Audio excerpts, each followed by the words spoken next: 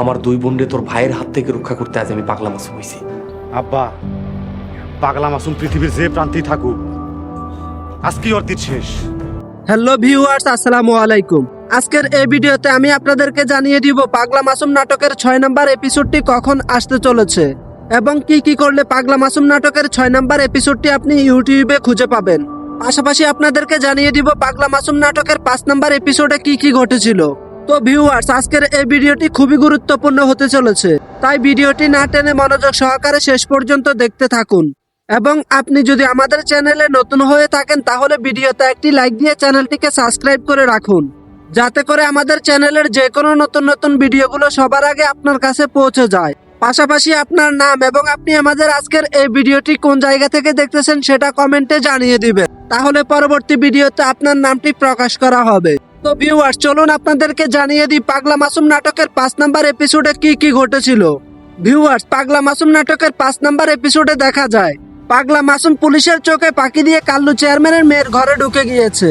এরপর পাগলা মাসুম ঘরের ভিতর থেকে কাল্লু চেয়ারম্যানের মেয়েকে তুলে নিয়ে যায়। কাল্লু চেয়ারম্যান যখন খবরটি শুনতে পায় তখন কাল্লু চেয়ারম্যান তার মেয়েকে উদ্ধার করার জন্য পুলিশকে খবর দেয়। পাশাপাশি কাল্লু চেয়ারম্যান তার ছেলেদেরকে দিয়ে পাগলা মাসুমকে খুঁজতে শুরু করে। কাল্লু চেয়ারম্যানের ছেলেরা পাগলা মাসুমকে খুঁজে না পেয়ে পাগলা মাসুমের বাড়িতে আক্রমণ করে এবং বাড়ি থেকে পাগলা মাসুমের 2 বোনকে তুলে নিয়ে আসে। এদিকে পাগলা মাসুম কাল্লু চেয়ারম্যানের মেয়েকে তুলে নিয়ে গিয়ে মারার হুমকি দেয়। তখন কাল্লু চেয়ারম্যানের মেয়ে রানী পাগলা মাসুমকে জিজ্ঞেস করে পাগলা মাসুম কেন সবার সাথে এরকম করছে। তখন পাগলা মাসুম বলে রানীর ভাইয়েরা পাগলা মাসুমের বোনকে রাস্তাঘাটে বিরক্ত করত, তাই সে তাদেরকে শাস্তি দেওয়ার জন্য পাগলা মাসুম হয়েছে। আর রানী এই সবকিছু পাগলা মাসুমের মুখ থেকে শোনার পর তার পাগলা মাসুমের উপর থেকে প্রতিহিংসা দূর হয়ে যায়। এরপর পাগলা মাসুম রানীকে কিছু না করে ছেড়ে দেয়। এদিকে রানীর ভাইয়েরা কাল্লু চেয়ারম্যানের হুকুমে পাগলা মাসুমের বোনদেরকে এনে তাদের সাথে খারাপ আচরণ করতে শুরু করে। রানী পাগলা মাসুমের হাত থেকে ছুটে এসে পাগলা মাসুমের বোনদেরকে বাঁচানোর চেষ্টা করে এবং শেষ পর্যন্ত পাগলা মাসুমের বোনদেরকে তার ভাইয়ের হাত থেকে পালিয়ে যেতে সাহায্য করে। রানীর ভাইয়েরা যখন এই কথা শুনতে পায় তখন তারা রানীকে মেরে ফেলে।